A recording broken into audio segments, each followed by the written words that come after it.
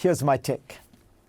When Donald Trump was inaugurated, by most measures, the United States was the strongest major economy in the world. Growth was robust, unemployment was at historic lows, inflation had fallen to a manageable level, and productivity, the elixir of economics, had picked up. Trump took this booming economy and upended it with massive tariff hikes. Has anything like this ever been done before? Well, nothing quite as self-defeating, but the Smoot-Hawley tariffs were also imposed after a decade of heady growth. That story is worth recalling because there are a startling set of parallels to today's situation. We remember the 1920s as the Roaring Twenties. And in economic terms, it's apt. The annual growth rate for the decade was over 4%. Unemployment stayed low for most of it. Revolutionary innovations defined the period, allowing the mass production of cars, airplanes, telephones, radio, and movies. Television was birthed then, as were Band-Aids, which many saw as the greatest thing since sliced bread, which was also invented then. Henry Ford perfected the mass production techniques that would define modern manufacturing for decades. Just as the 1990s and 2000s were celebrated for creating a new economy, that was the feeling about the 1920s. But there was another story about the 20s, about the hollowing out of a core American industry, of jobs being shipped abroad, and the loss of the soul of the country. You see, agriculture had been at the heart of the American economy, comprising most of the workforce until the late 19th century. Even by 1900, 40% of the American workforce labored in the agricultural sector. The country was defined by its yeoman farmers. Every one of the first American presidents, Washington, Adams, Jefferson, had owned and run farms. But the rise of manufacturing had resulted in the erosion of that landscape. By the 1920s, more than half of the country had moved into cities, and only 25% of Americans worked in agriculture. The American way of life was in peril.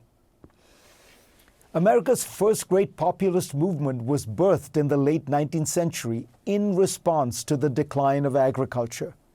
It briefly captured the Democratic Party with the fiery populist orator William Jennings Bryan, becoming the nominee of the Democratic Party 3 times. By the 1920s, the movement had weakened and moved into parts of both the Democratic and Republican parties. It gained ground as farming got hit hard during that decade. You see, after the boom years of World War I, when America had fed a Europe at war, there was a sharp drop in demand once Europe's farms returned to production. The Republican establishment was opposed to subsidies to benefit agriculture. Calvin Coolidge vetoed measures helping farmers when he was president in the 1920s.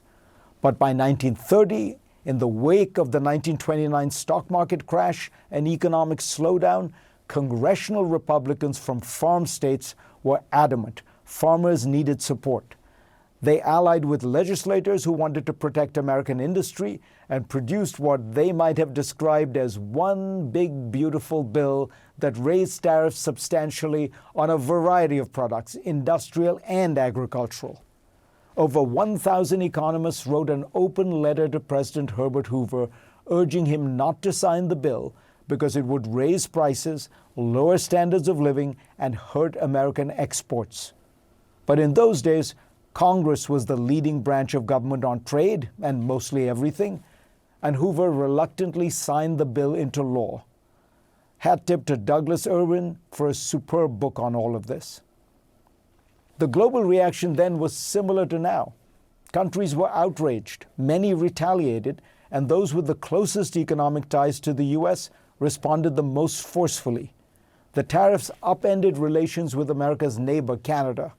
The outbreak of protectionism infuriated Canadians who retaliated strongly with tariffs of their own.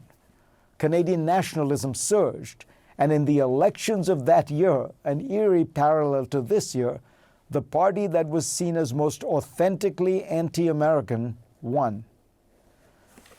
Scholars disagree on the effects of the Smoot-Hawley tariffs. Few now argue, as they once did, that these tariffs caused the Great Depression, but many believe they exacerbated it.